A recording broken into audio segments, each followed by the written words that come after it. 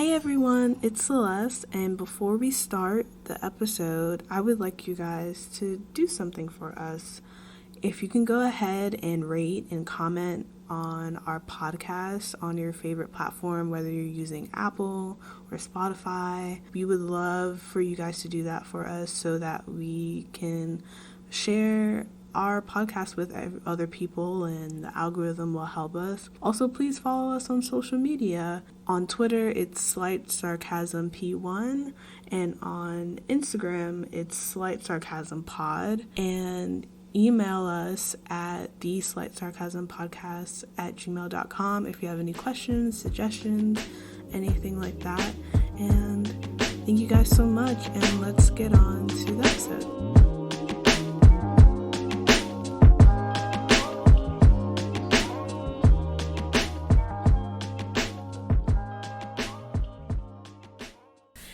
Hey people, welcome back to the Slight Sarcasm Podcast. I'm Celeste. I'm Amber. And welcome to 2021. Yay. Welcome back to the podcast. Yeah. We're gonna put some fake cheers in there. Yes, we will. Yeah, there will be some. Yeah. Yeah. It is the end of January. It is January 24th, 2021. We said we'd be back in January. We didn't say a day, so you're welcome. Yep. Yes. Yep. And we knew this was going to happen. Yes. Yes, we are very busy people.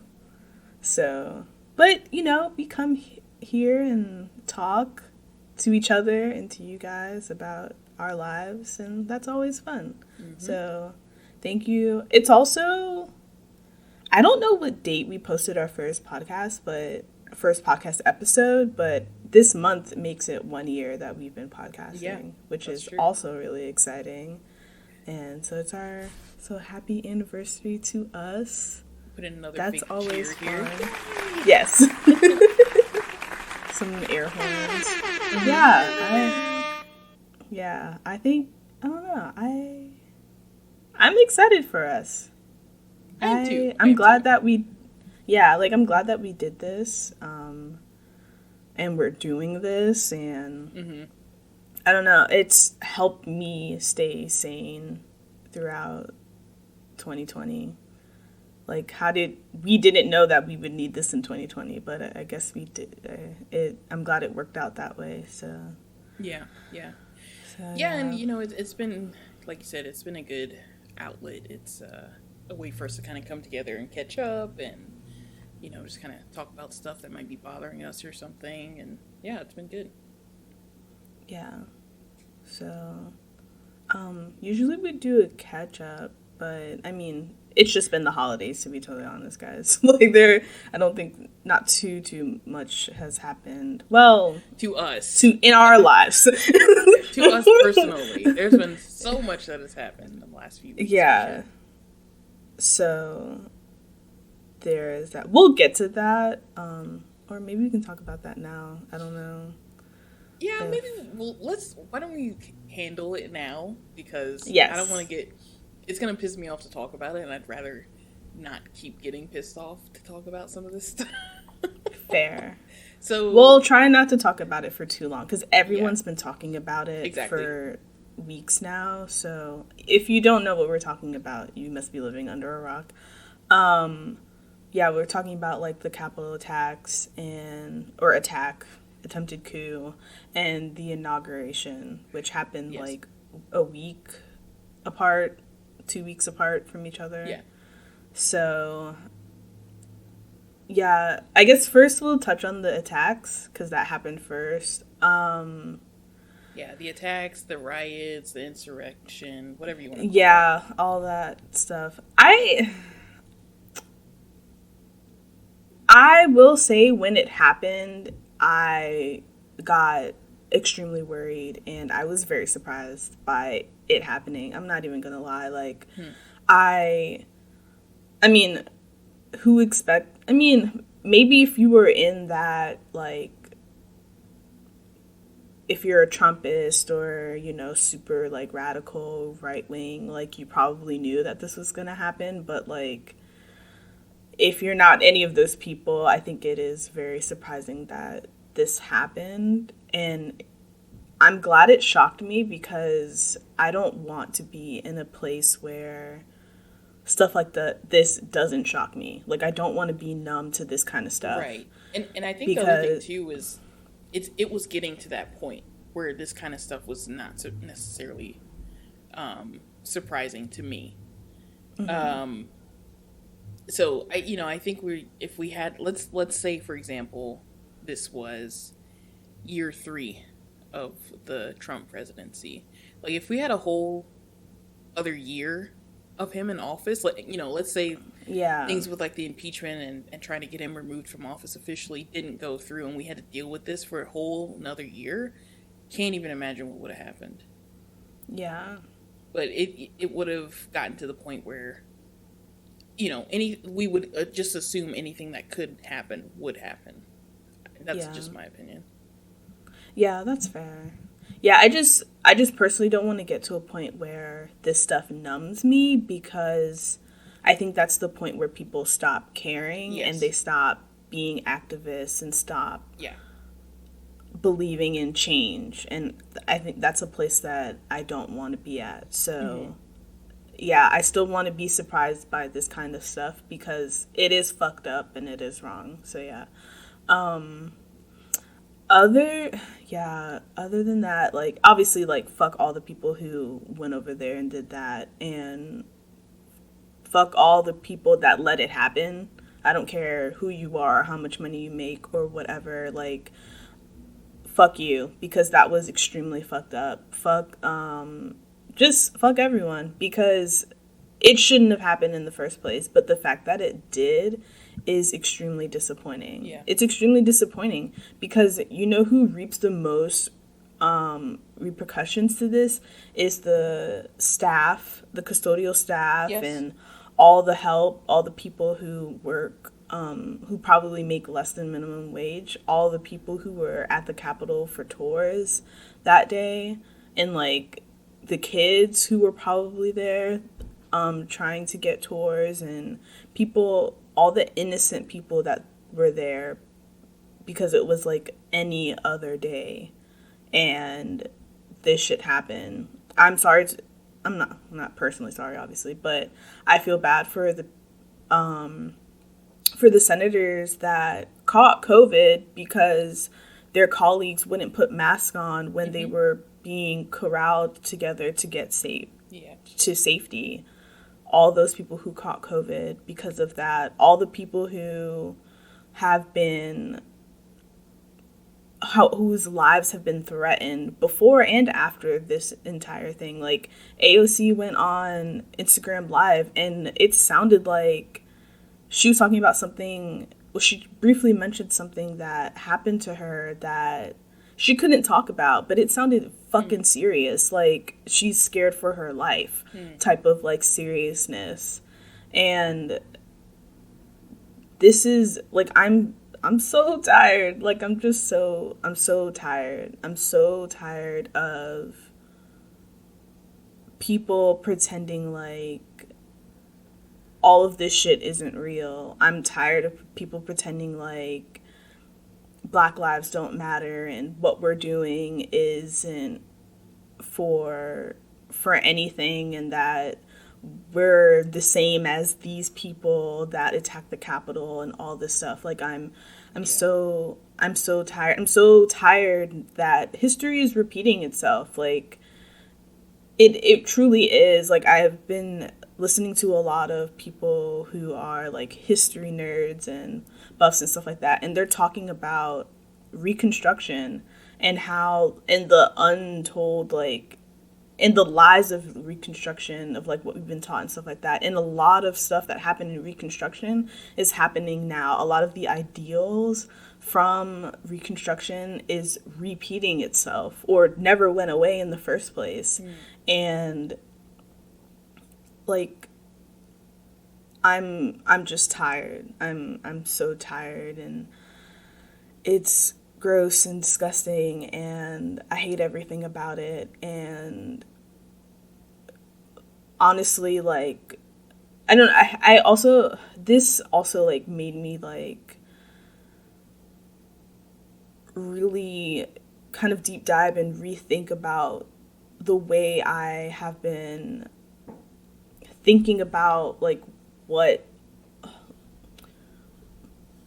the change is supposed to look like, or like what Black Lives Matters like truly means to me and things like that. And I'm trying to like relearn like our history in this country to really figure out like where in this stuff is coming from, to like better prepare myself or my future for what could happen. Yeah. Because there's a lot of people out there that aren't looking at those things, and history is starting to repeat itself. So I don't know if any of this makes sense, but it's been a mess. I am tired, and like, fuck everyone for all that. Yeah, that's where I'm at.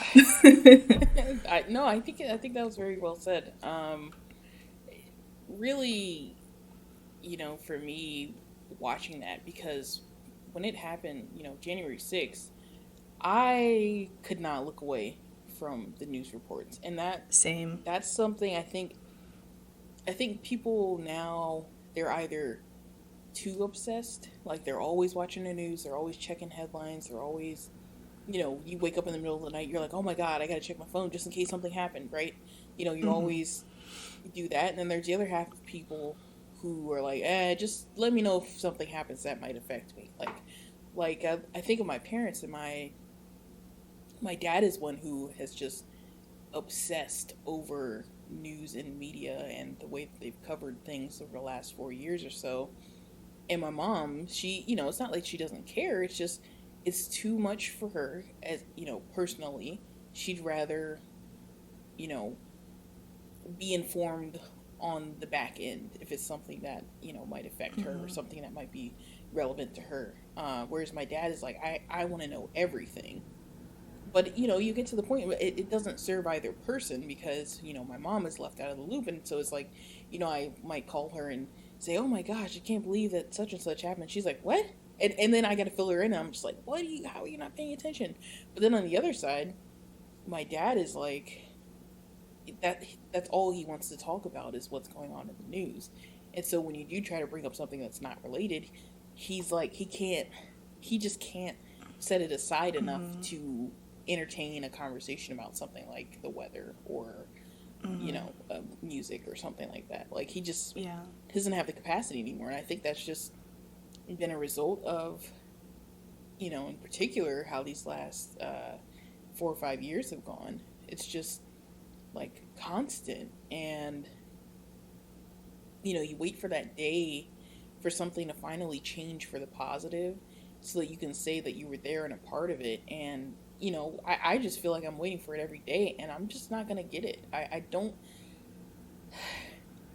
Well, so it's actually interesting, because, and I know I talk about travel and stuff a lot, but I really, that's my thing, and that's just kind of how it is with me. But right before I called you so we could start the podcast, I was looking at my travel Facebook group, and someone had posted and was like, well, how many of you will now come back to America now that we have a Democrat in office, or now that Biden's in office, right? And most people were like, what do you talk, like, why would I do that? If anything, I'm just gonna, continue doing me over here. And I just feel like, I guess I'm trying to like, wrap up my point here. You're good. But really, it's like,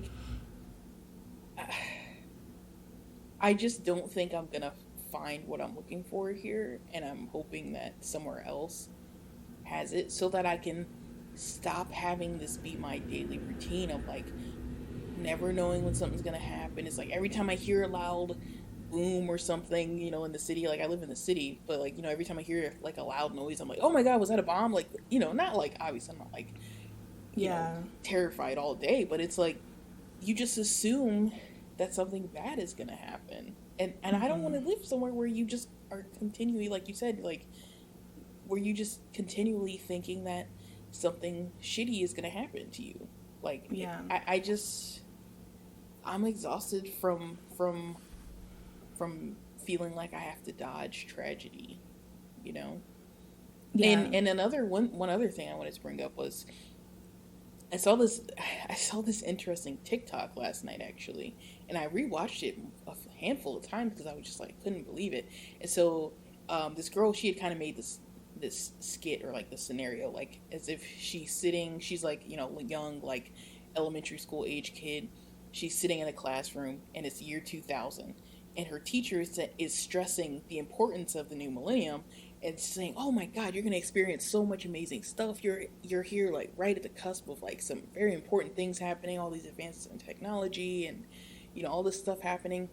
And then she takes you through the last 20 years and all these significant events that have happened for people in our age group, like millennials and even older Gen Zers that are like early 20s, late teens now.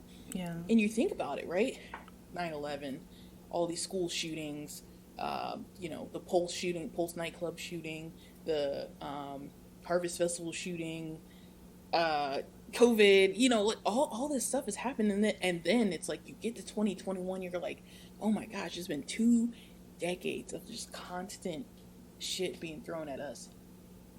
And then, like right now, my CNN banner just pops up. War veteran is identified as capital attacker. It just like when does it end, right? So you look at other countries, and yes, every country has their problems, but like who is experiencing this sort of like amazing amount of just despair? Like who else is going through this right now? You can probably think of 2 or 3 other countries that are going through like this amount of BS, and that's it. But like really, it's like why does this happen, right? And I don't know. I guess I'm just kind of like my head is very clouded. I mean, yeah. So. I mean, I will also say like the grass is always greener on the other side. So there is that. Yeah, that's definitely. Like our yeah, that's where we are in that perspective. But I will say though, I mean, what is it? There are other countries that obviously they have their own problems and stuff like that, and maybe not, the shootings and stuff like that, but we know there's countries that, I mean, I'm not going to say them because I don't know I don't want what kind of technology they got up there, but like you probably can tell like the handful of countries that we're referring to. So but there are countries that aren't paying their labor force. There are countries that are silencing freedom of speech. Mm-hmm. Well, I guess they don't have any freedoms of speech, but they're restricting a lot of that. It's like to this day, like there are countries that are doing a lot of this stuff and don't have. There are countries that have Donald Trump's still in office. Like there's a lot of that. I think at this point we're mostly talking about what is the lesser of two evils as Black people on a global scale. Like what is important to me that'll make me feel like, okay, I can deal with this and this, but I don't want to deal with this and this. And so right. I feel like that's where I am right now. Like I would love great healthcare and a place where at least my kid would be able to get a good education and have like really great opportunities. I mean, but they're still Black. I'm still Black. And so anti-Blackness is global. So I'm never going to escape that. But, what are my blow, maybe. Yeah. So yeah, I don't know. And then also the inauguration, which Like, I mean, every Black Twitter was going crazy. Everybody was talking about the outfits and stuff like that. It was a fashion show for me. Yeah. I didn't really pay attention to the content of it. And I didn't watch it either. And not because I didn't support it. Of course I'm thrilled that Trump's out of office, and I'm happy for Biden and Harris and, you know, their staff and everyone. I have no ill will towards them. I'm just exhausted. Like, I'm just like, oh, thank God. Like, but for me, it was like, let me know if something interesting happens. Because I was like, if something bad happens, I don't really want to see that shit live on TV. I think I'm good on that for now. Yeah. I did watch parts of it. Like, I watched part of Biden's speech. It was very long-winded. Mm-hmm. I watched, what's her name? The 22-year-old poet. That was really cool. Mm-hmm. I didn't even know she was going to, like, I didn't know that was happening until it happened. And I was like, oh, this is really cool. Yeah, other than that, I didn't watch too. Oh, I watched Trump Leave. I watched the clips of that. That was funny. Yeah, that was, I was like, so I think that part, when I was watching him leave, I was like, for some reason, Melania's outfit drew me in. I think because it was all black, and I was like, this is very symbolic. Or maybe not, but I also like really, it was all black, and she had Louis Vuittons on, and I was like, damn.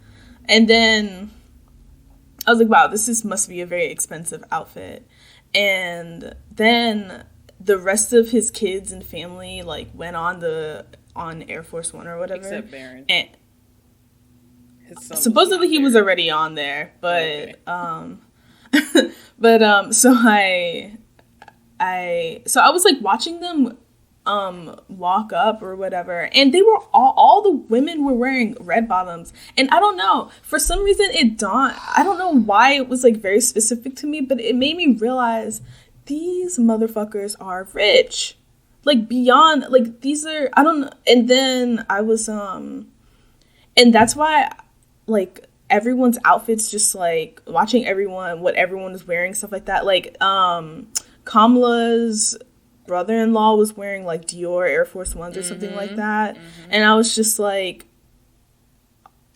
oh, the Dior, what is it? He had Jordans those or something Nike like that. Cups, yeah, and I was just like, I don't have Biden this kind of money. The Biden grandkids, they all have monochrome, like nice pieces on. They look great, but it's like, these are rich people. Yes. And they're holding power still. Yeah. And I was just like, I mean, also they all had masks on, so I'm pretty sure it had to be a fashion show. But yeah, I mean, other than that, I'm glad that there were no attacks or anything. Or I'm pretty sure that got squashed really fast because of everything. But yeah, I don't know. I don't know. Okay, so this leads us into our main topic, which we're just gonna pretty much talk about the new year. And we did this last year for our first episode. It's titled The Year Zero, and it was just us bringing in the new decade and the new year. And so we're gonna do the same thing this year, but we're just bringing in the new year and not the new decade. We're in the new decade and it's starting to suck. But so my first question is, what are you bringing into 2021? Like, what do you want? Yeah. You know, when the year started, I remember this. This was, I think, very symbolic. We were not awake for the new year, for the clock to strike midnight. We were actually in bed sleeping. Same. And the only reason why we woke up is because we heard fireworks going off in the neighborhood. And so I'm like, oh, okay, it must be 12 o'clock. Okay, Happy New Year, honey. And then we went right back to sleep. And I think that was really symbolic of the year. Like, just to close out the year is like, we were just so exhausted. Like, we're like, I can't even stand to stay up till midnight because I'm so ready for this to be over. I just want to sleep through to the next day. Mm-hmm. And when I woke up that morning, I was like, oh man, I feel like I'm doing this wrong. Like, I should be celebrating. We got through the year. There's so many people that did not make it through the year, and they thought they did, and they had all these plans, and they had all these things they wanted to do, and you know, and their families are still here, you know, having to grasp the fact that their loved one is not here. And so I was like, I need to have a better outlook on this next year. And so what I wanted to start doing, what I have been doing, and I think it's been starting to work pretty well, is I started, one, I kind of go back to this main motto that I go by, which is, you know, everything happens for a reason. And I'm not really religious and I'm not really spiritual, but I do believe in some sort of, maybe not karma, but, you know, some sort of reason, like, literally everything happens for a reason. If you don't get that job you really wanted, it's because some other opportunity is there for you that's better suit for you.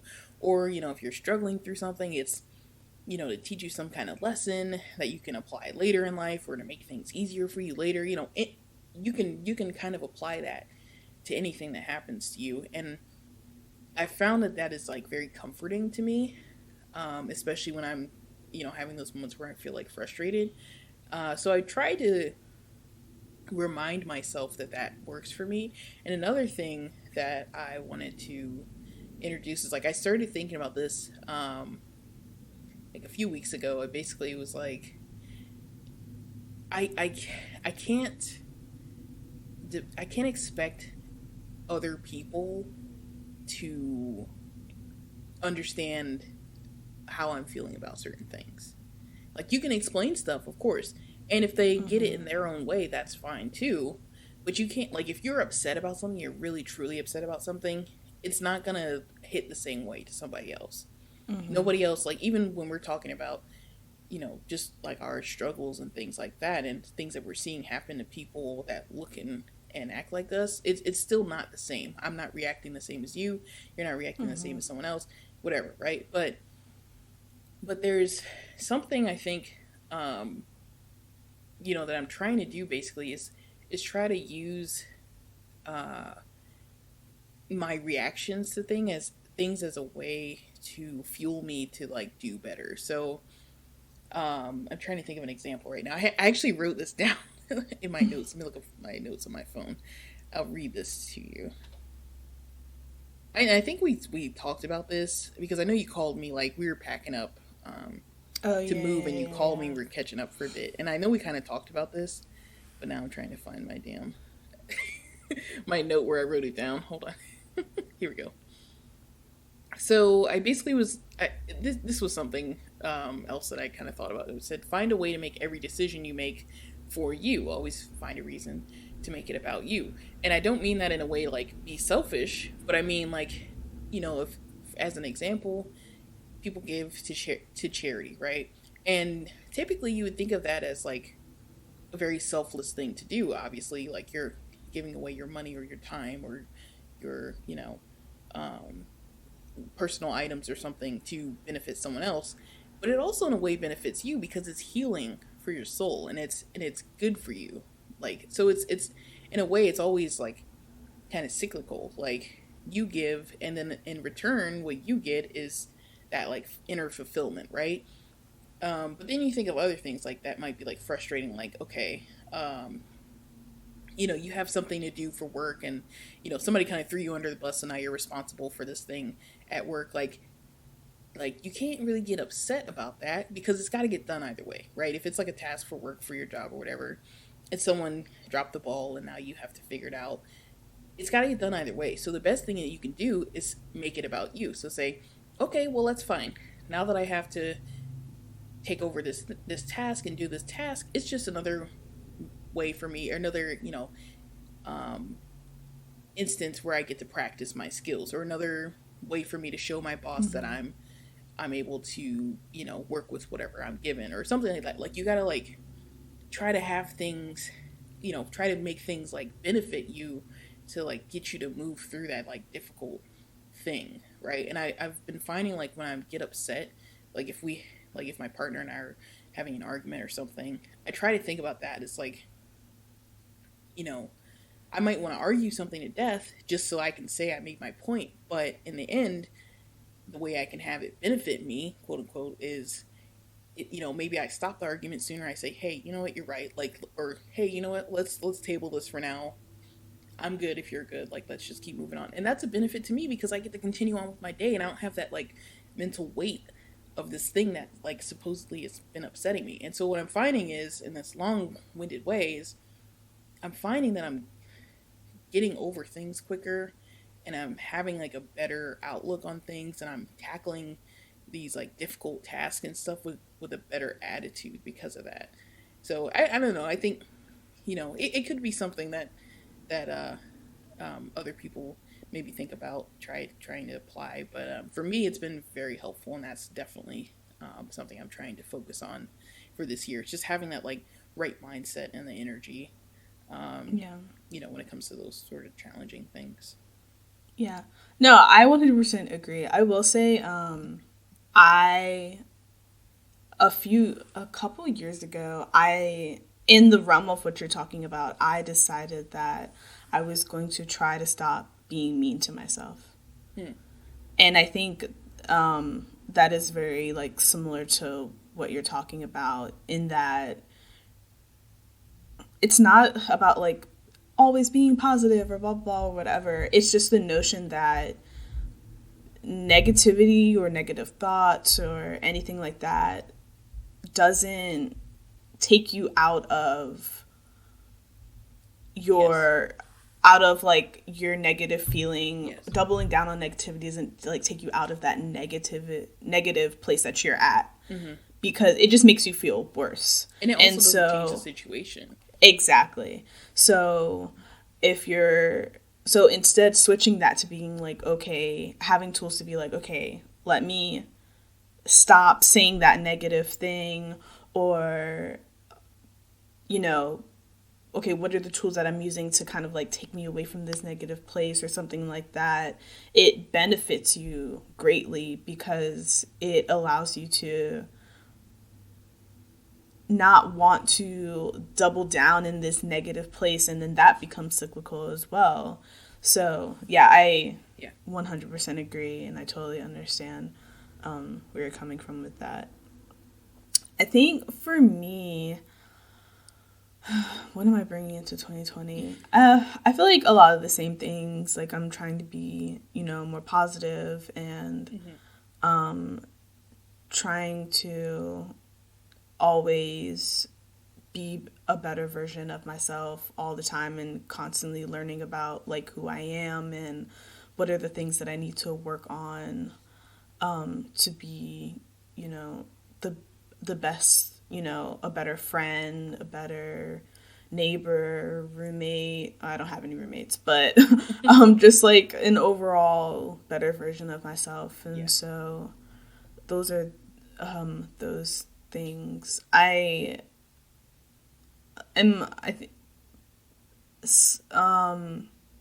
Something else is, like, I want to start standing up for myself more, and I feel like I don't do that enough. I let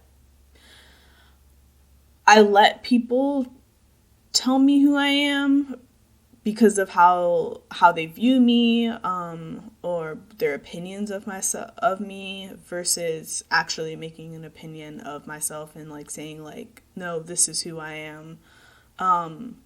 Another thing, I wrote this down on a Post-it note and I put it on my computer monitor, but it says, this is all over Twitter, but I feel like this is very, very true for me this year. Let go of things that do not serve you. Yep. Like, Definitely.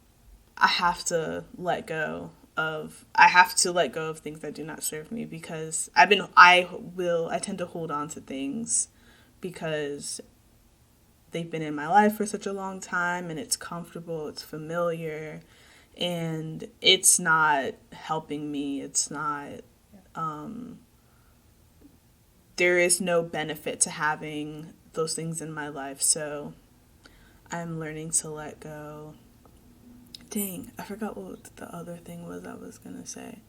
But yeah, that's mostly what I'm bringing in to 2021. God, Yeah. that sounds so weird. But yeah. Well, no, I mean, I think it's about time. I think in our lives, like we're at that age now where we finally kind of are able to see through the bullshit and see Yeah. through stuff that has been limiting us and kind of controlling us in a way, and stuff like cutting loose ends and even parting ways with people that don't serve you. That's very important, because I started doing that like a year or so ago, maybe a couple years ago, and I've noticed like over time it's easier to let people go and let people do their own thing, and you can still be happy for them and wish them well, but if you're like I think of my like Facebook friends list. Like before I started, I just looked at this the other day, before I started like cutting people, and it sounds like really bad to say it that way, but before I started just like unfriending people that I just didn't have Mm-hmm. anything, didn't speak to or anything anymore, not for any bad reason, just we kind of grew apart. Before I started doing that, I had like, I think like 1,200 friends or something. And I looked at that number one day and I was like, what the? I talked to like 20 people, maybe. Like, Yeah. I can't, I haven't, a lot of those people I hadn't talked to in years. Some of those people I never talked to. I just knew them. So I thought that, to add another one to my number count on my friends list and stuff. And now I'm looking at, I think I've been able to like cut like 500 people off my list over the last couple years, and I don't feel any different. It's Yeah. just less visual noise to me. Like it's less, Mm-hmm. when I scroll on my timeline, there's less people where I'm like, who is that? Like they have a baby? I didn't know she was pregnant. Like that kind of stuff. Like Yeah. I'm seeing less and less of that.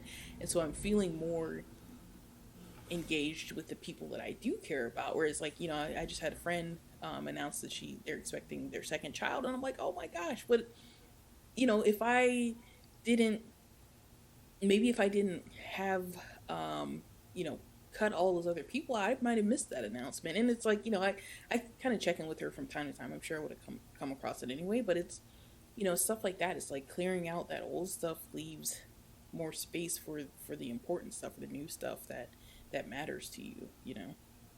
Yeah. Yeah. I agree. Yeah. Okay.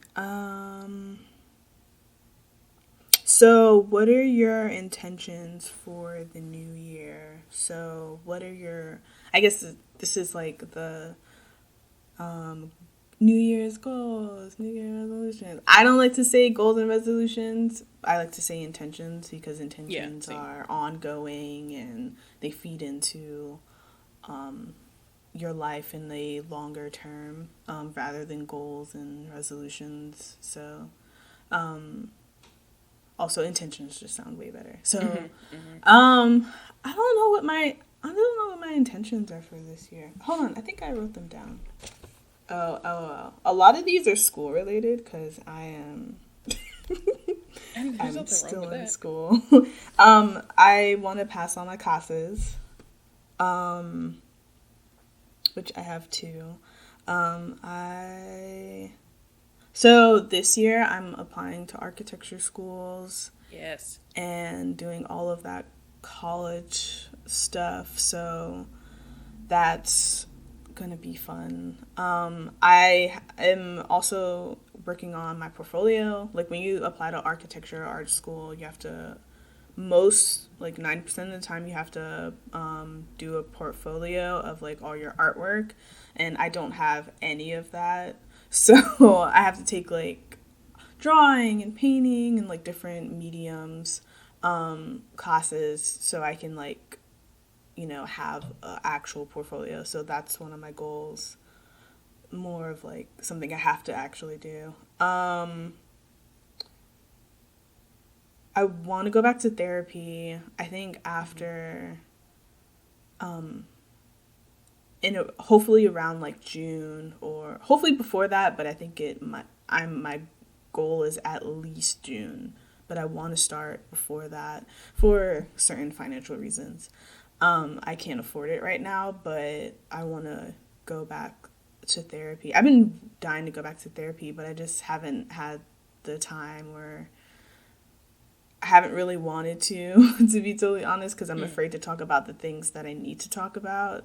And even though I encourage everyone to go to therapy, I know, but I also do always say it's hard to like go in initially, and at least you should try. But yeah, but I've also been in and out of therapy for years. I want to start moving my body more. Last year, I did not move my body at all. I was very sedentary. Same. and and so I want to like move my body more. I want to do more intuitive movement and intentional movement with my body. So I don't use the terms exercise or losing weight or any of that stuff, because it's triggering for me, and also I want to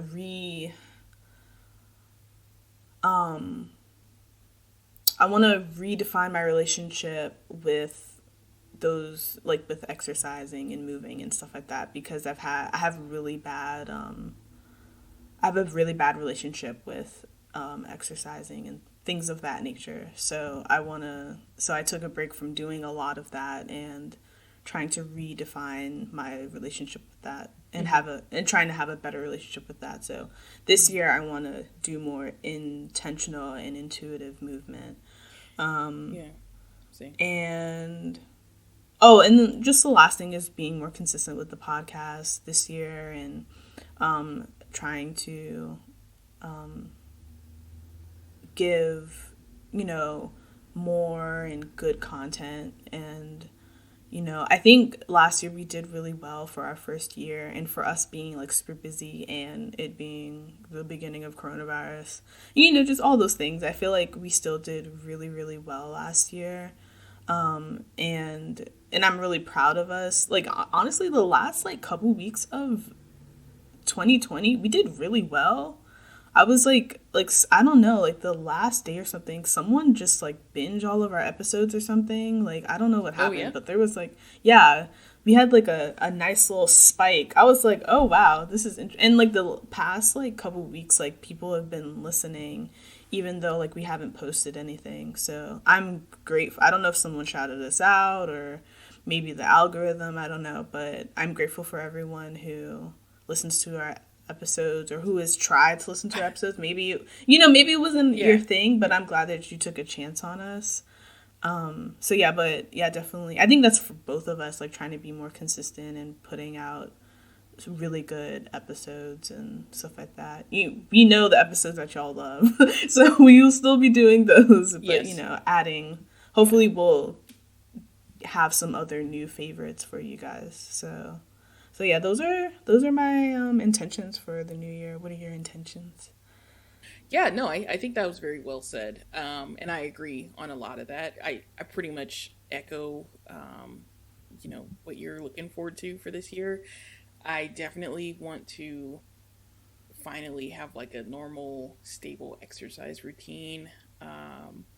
Towards like through like late summer and into fall, I was doing pretty well, and I've discovered that, I already knew this. I don't like the normal, like, okay, you go for a jog or you go and, do sit ups or whatever. I don't like that kind of stuff. I'd rather do things like try to dance. And I say try very heavily because I cannot dance, but I try. I'd rather do stuff like, where people might think it's more fun than other things like, dancing. Or I've found these like step workouts. So there's this guy on YouTube, I love him. He will play the songs like kind of like upbeat, like dancey kind of song, and he'll do like different, like a step workout. So you go, you take like 3 steps to the right, take 3 steps to the left, and then you go up and down, or you just doing different stuff to like keep your body moving for that whole 15 or 20 minute span or whatever. And then by the end of it, you've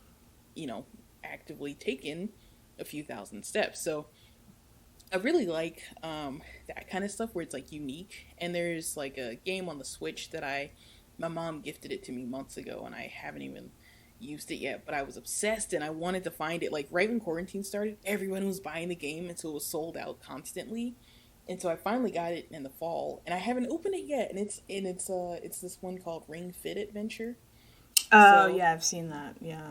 yeah, so you have an exercise ring that has the game controllers on it, and then it tracks your movements with the controllers, and you kind of do different things. Like you end up doing squats and different things, but you're playing a game while you do it. So the more active you are with the controller and everything in person, the more you do in the game to get through the levels and stuff. So I think inventive things like that, I'm really gonna be paying attention to that more. That's like and the then Wii Fit.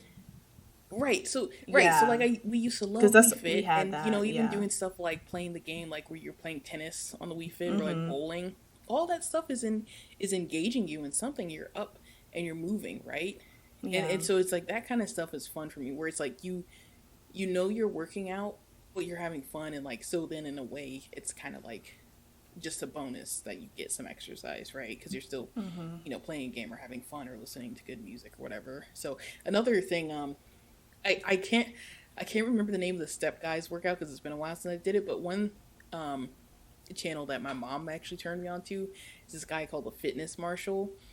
And he's amazing. He will do these like simple choreography to popular songs. Like he does a lot of like Lady Gaga and Ariana, and even like some other pop artists and stuff like that.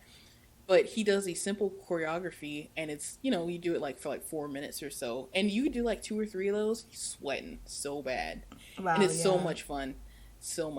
And he's just like very like bright and cheery, like, come on girls, you got it, like that kind of like you kind of need that like mental boost sometimes when you're like out of shape and flopping around and sweaty and stuff. But he kind of has that positive energy, and they're very his channel, like he has a lot of people come on and like dance with him, and they're just like very body positive, and there's people of all sizes doing the dances with him, and it's just like really refreshing to see that kind of stuff. And so I really love his channel, so I'll definitely be trying to do his stuff regularly too, because that's like it's just so much fun. And again, I can't dance, but I like to try. So Hey. yeah. And that was kind of like when we first started quarantine, that was kind of how I was doing a lot of my workouts. Was I was trying to learn the stupid ass TikTok dances, and I was like getting frustrated because I couldn't learn them, but I was working out, exercising while I was doing it. So yeah, trying to do that. And then again, kind of like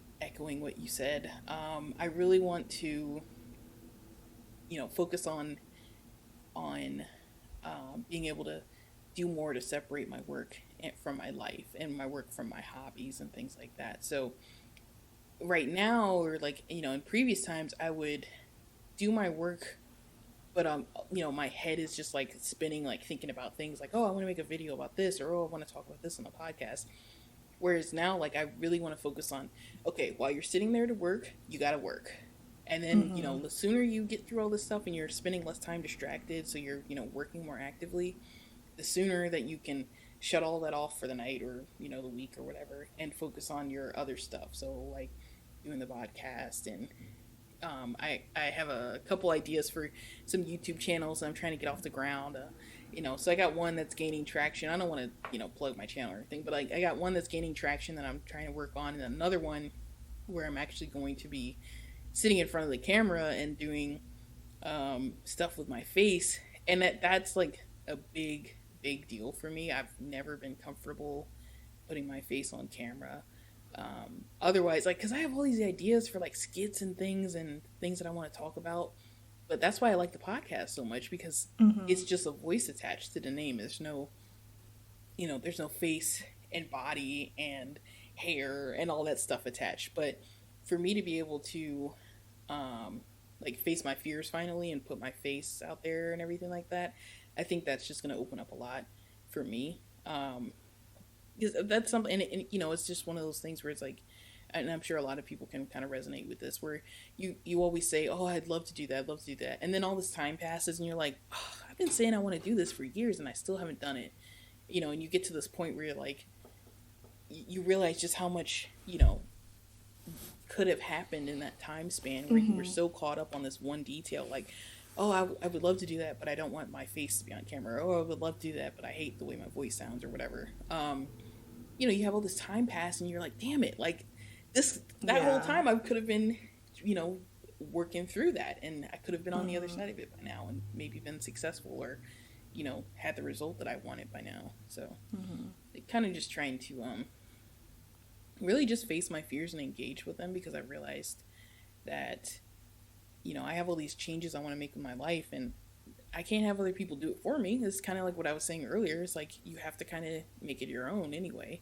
You don't really have a choice. So yeah, that sounds good. I really like that. Okay, so my last question, this is pretty short, but do you have one thing that you think may or will happen in 2021? Like, it can be literally anything. Okay. Like, yeah. I have this hope, and I know this is probably going to sound like really shallow and conceited, but I know that something is finally gonna click for me, and I'm gonna be able to have the success that I want to have. And it's not necessarily related to my current job. It's really related to like stuff like YouTube or the podcast or something. I really want to.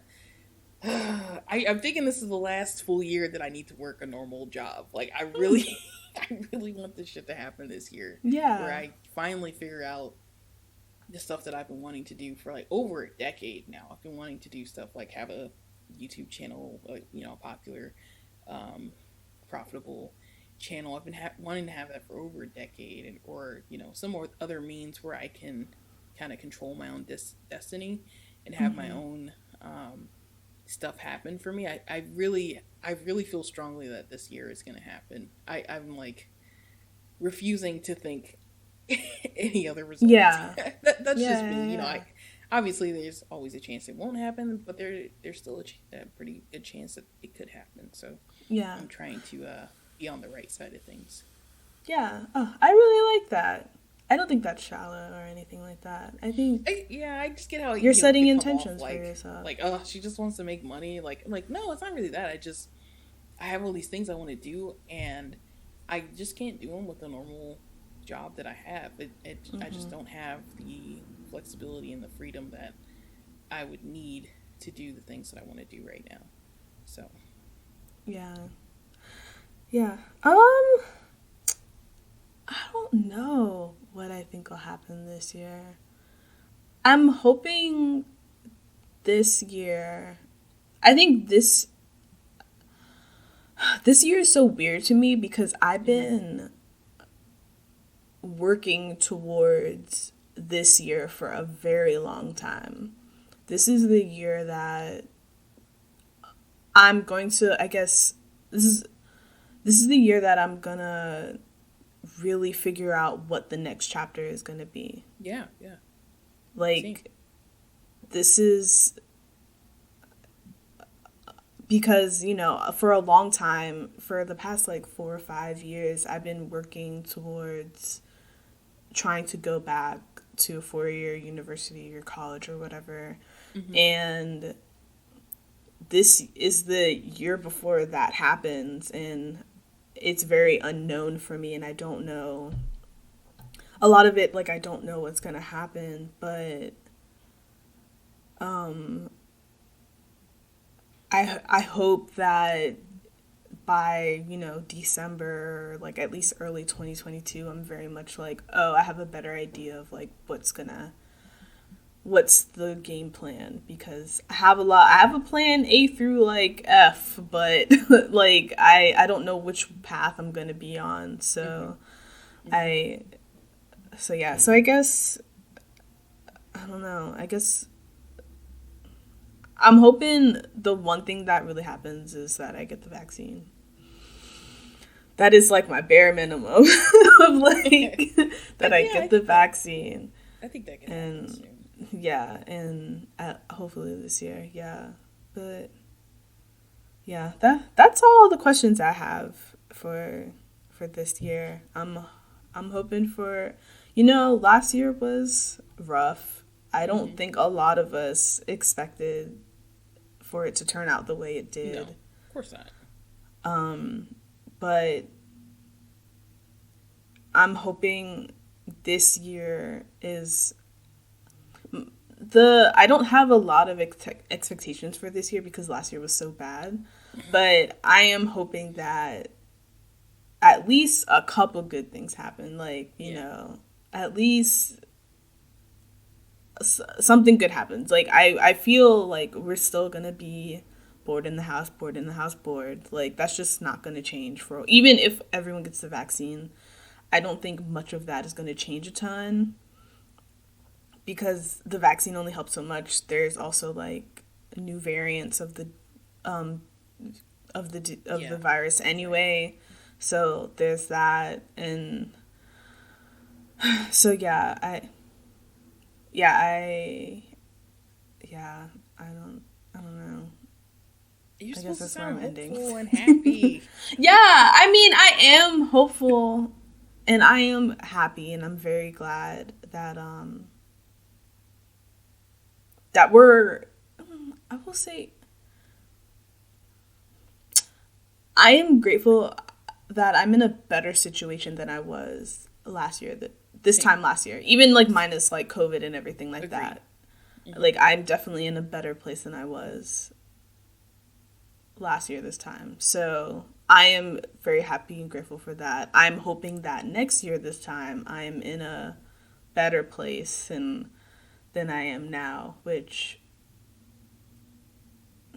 I don't know. I feel like I'm pretty content where I am now, so like something better than this would be great, and I guess for right now is beyond my imagination. I don't know.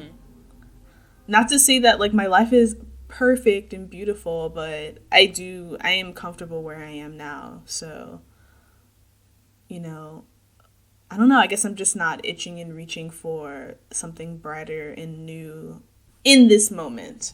I'm pretty sure in the next week or month or so, like, that'll change. But like in this moment, I think I'm okay. So yeah, I think we both have enough new stuff going on right now to keep us occupied for the next month or so. Yeah, but then after that, once things settle, we can kind of reevaluate and see what else is up for grabs. Yeah, you're exactly right. Yeah. So yeah. That's all I have. I don't know if you have anything else or anything. Well, I was just thinking, the weather here has just been kind of like drab. Like, there's been a couple sunny days, but again, I'm in the Midwest, like Chicago area, so a lot of like snow off and on. But I was just thinking, like, I feel like I keep freaking jinxing myself, because I was just thinking like 2 days ago, I'm like, damn, it really hasn't snowed that much yet. Like, we've had like maybe three snow falls where it's actually like stuck to the ground, needed to be plowed, all that stuff. But man, I must have jacked something up, because I checked the weather when I thought that like a day or two ago, and then I get this alert on my phone, which never happens with weather stuff, but I got this alert and it was like, oh, get ready for treacherous conditions, 10 inches of snow and wind gusts of 40 miles an hour or more. And I'm like, what the fuck? Yeah. Like, what kind of bad energy, bad juju did I bring in? So I don't know. Lucky though, I'm lucky that I don't have to commute to work, but my partner does. So I think he's like, oh, I guess I gotta get some boots. Like we don't even have boots, and we live up here, and that's like a big no.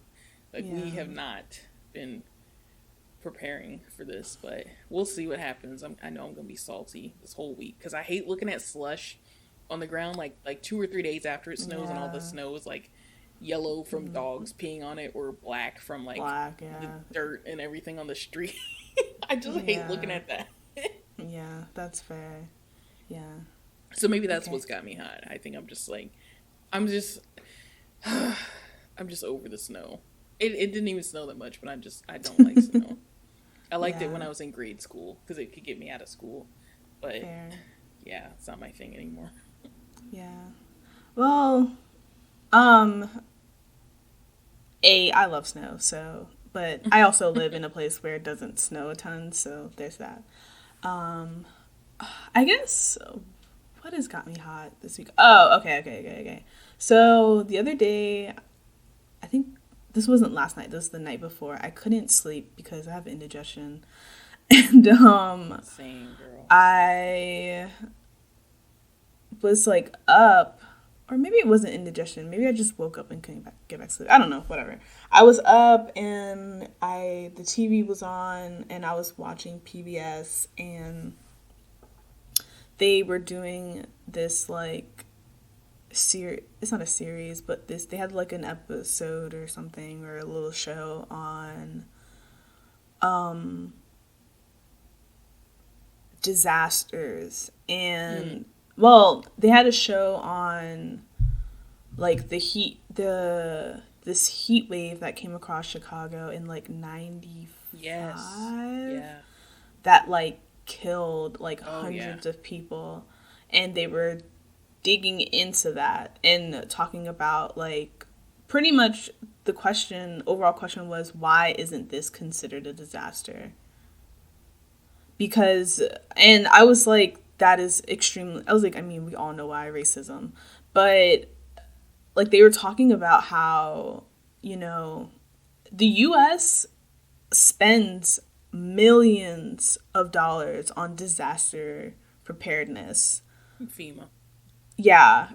And, like, the amount of money they spend on, like, tornado preparedness and stuff like that, when the average amount of people that die during tornadoes is 1, and the average amount of people who die over the summer due to heat exhaustion is like in the thousands, millions of people who die during heat exhaustion. But specifically, like, well, if you don't know, like in, I think it's 1995, Chicago went through this heat wave. It was like 100, it was like in the hundreds.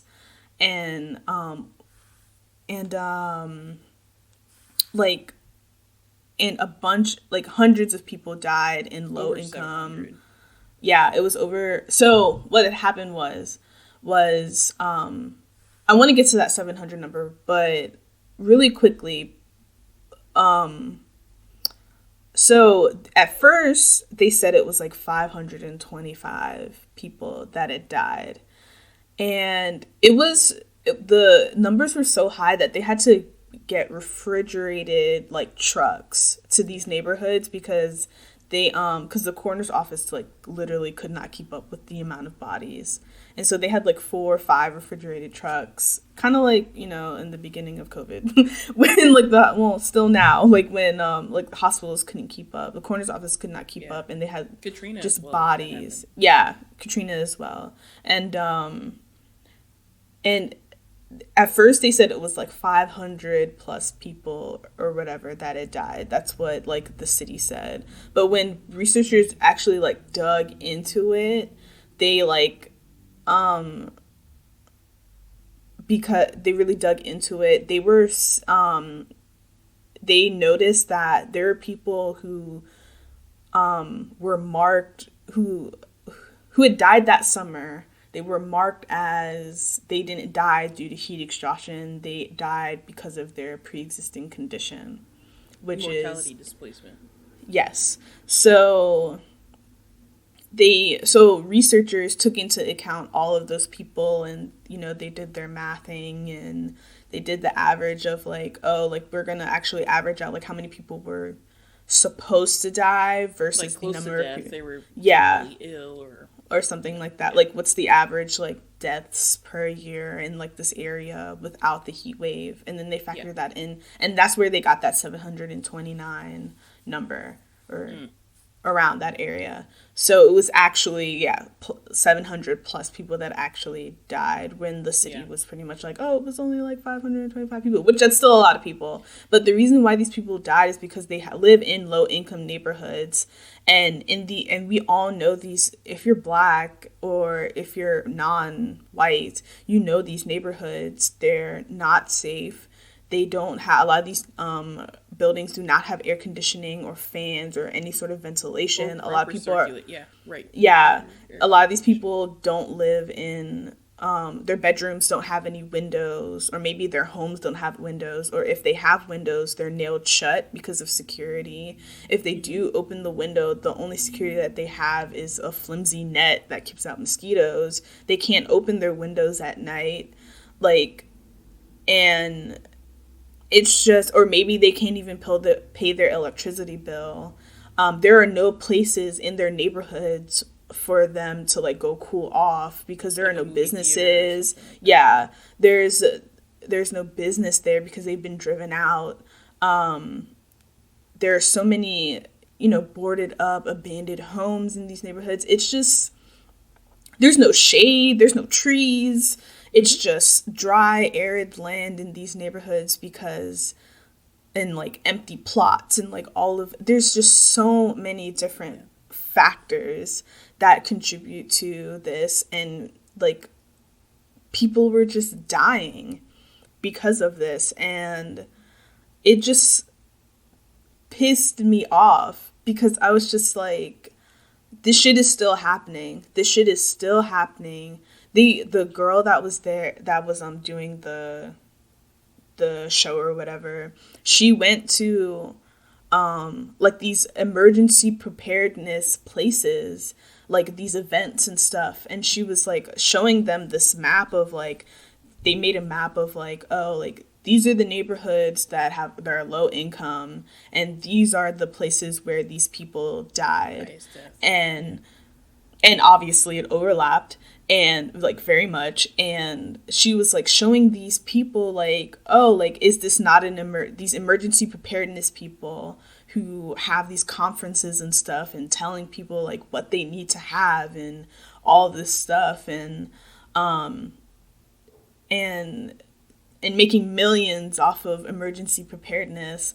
And she was like, is this not in a disaster? Like, what classifies a disaster is, is a heat wave, is people dying in these neighborhoods not a disaster? And this guy was like, well, that has nothing to do with that, blah, blah, blah. These people just need to pull themselves by their bootstraps. And I wanted to punch this asshole right through the TV. And I was just like, wow. I was just like, he was like, that has nothing to do with anything, blah, blah, blah. Pretty much. And I was just like, oh my God. And these cities and counties spending millions of dollars on this equipment for a disaster that may or may not happen. Mm-hmm. They're talking about, they cited like, there's I think it's in Kentucky, this fault line that they're like preparing for, that may or may not have an earthquake, but they're spending millions of dollars to prepare for it. And it's like, but there are millions of people who are dying because y'all won't allocate resources to them because they're black. Point blank, period. And it's extremely fucked up. And this is the kind of like history that like people need to be talking about. And this is like, I like did a series of tweets like earlier, I think like a couple of days ago, where yesterday, I was pretty much like, that was like the catalyst, me watching that was like the catalyst of me tweeting these series of tweets. But I was pretty much like, I am tired of being around people that don't care. Yes. Because it's been an entire year, at least, almost a year, of all of the Black Lives Matters protests and stuff like that. And a lot of y'all are only covering the baseline of, you know, what the issues are and learning about like the things that you need to be learning about. A lot of people who are not Black have been out here like, yeah, Black Lives Matter, blah, blah, blah, whatever, and all this other bullshit. And it's been months later and you're not doing anything. Like, that's all you said, that's all you did. It's like, I did my part in June. Yeah, and that was it. And I'm including the people that are in my life. I can see it. Like, your Black friends, your brown friends, your indigenous friends, like, all the non-white people, they see it. We can see it when you're not doing what you're supposed to be doing. Like, we can tell. We're not stupid. We're not dumb. You're not. So we can see it, and I'm not gonna gloss over it. Like, I'm just not anymore. Like, I'm doing the work. Like, this, I was like thinking about it, and I was like, wow, like, since like June or whenever, I've been pretty much like doing the work, and I didn't realize I was doing the work until like recently. And I was like, wow, like, I've been passively like getting a lot of this information. I follow history nerds and historians that are constantly telling these kinds of stories. I watch PBS and like who tells a lot of these stories. Like, I go out of my way to like do a lot of these things because it's important to me, because because I want to do better and see better. And granted, I understand I have a lot of privileges. I have the privilege to be able to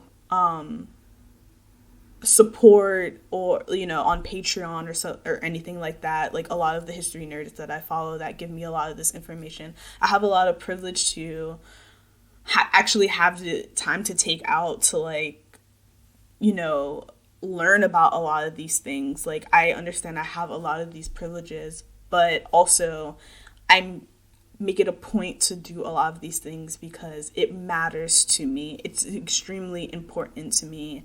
And maybe that's just the place that I'm at, but I'm at that place because I don't want to be ignorant to all of these things. I've been too ignorant to it for like my entire life, and I'm like relearning my own history. So yeah, that really had me hot, and I was just like, that was very long-winded, but I was just like, I don't want to deal with this anymore. One other thing really quickly, I was watching Anna Akana's, one of her recent videos. She's on YouTube, and she has a huge YouTube channel, and she talks about her life and stuff like that, and like little small lessons that she learns, and but in a very like fun, engaging way. And she did a video on, I think it's called like a question you should ask when someone doesn't like you, or when you learn someone doesn't like you. And pretty much the question pretty much was, are you okay with being misunderstood?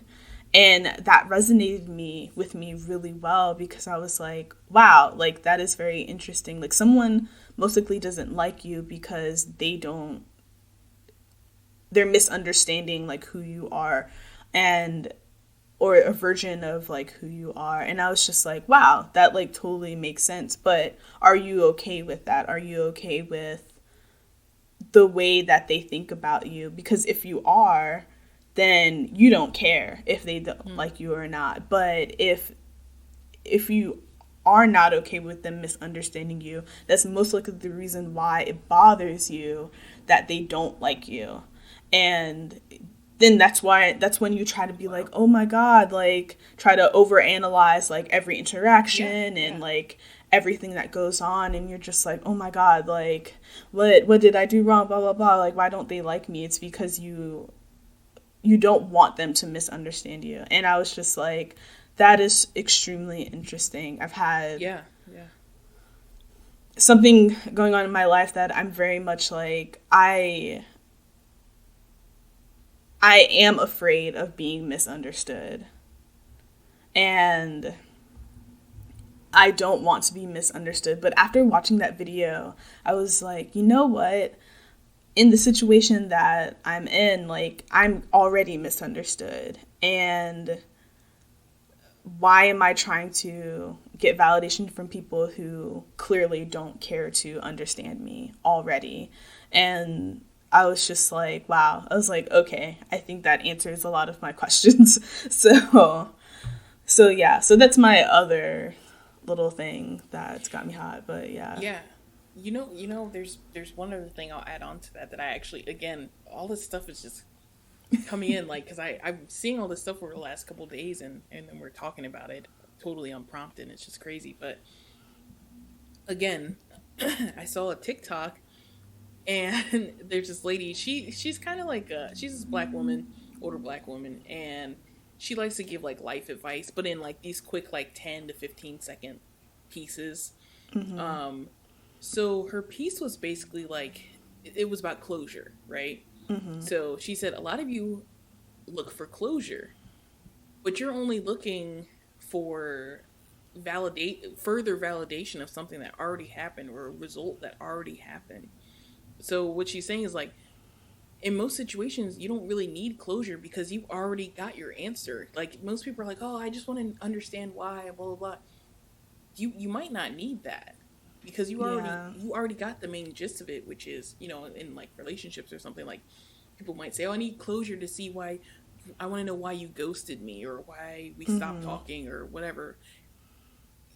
You already got the answer. If they were truly interested in you and truly wanted to be with you in the way that you wanted to be with them, or maybe the way that you assumed, they would still be talking to you and they would still be engaged with you, right? Or they would have brought it up and you would have worked out something, you know, what it was bothering them. But you already have your answer. He's just not that into you, right? So you don't need that closure. You just need to close that chapter, turn the page, and move the fuck on. Like, that's... I'm not telling you that you need to do that, but I think it's very parallel, where it's like, you know, you have to be okay with them having their own thought and their own prerogative over how they want to approach the situation, and then for you to say, I'm just going to take this and keep it moving. Yeah. You know, obviously you can stew on it and you can process it, and you should, because you shouldn't just ignore things that happen to you, but you have to do it with the thought that is your own closure. Just you being able to just think about it and say, you know, maybe give yourself that mental pep talk and say, look, this is already happening. There's not much else I can do about it. You know, if I could convince them otherwise, I could, but it's not up to you in the end, right? Mm-hmm. And just moving on with that by, you know, like what we were talking about earlier, where we're getting rid of people that aren't adding value to our lives anymore. If somebody is dragging you down like that, they're not adding value, they're taking value from you. Yeah. Because you're letting them stay in your head, and, you know, they're living rent free is what people are saying lately. You know, like, don't let them live rent free. Like, let them work for it. And if they don't want to work for it, then, you know, you find it elsewhere. Yeah, let it go. Yeah. Mm-hmm. Yeah. Well, that's it for us. Yeah.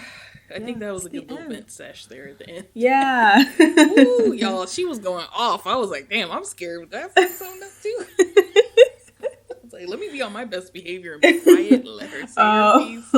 I don't want to cut her off or nothing. Nah, it's all good. It's all good. Yeah. Well, again, thank you for joining us, and thank you for joining us here in this new year. We hope you enjoyed this podcast, and this was the Slight Sarcasm Podcast. I'm Amber. I'm Celeste. And we hope to have you all join us again next time. Bye.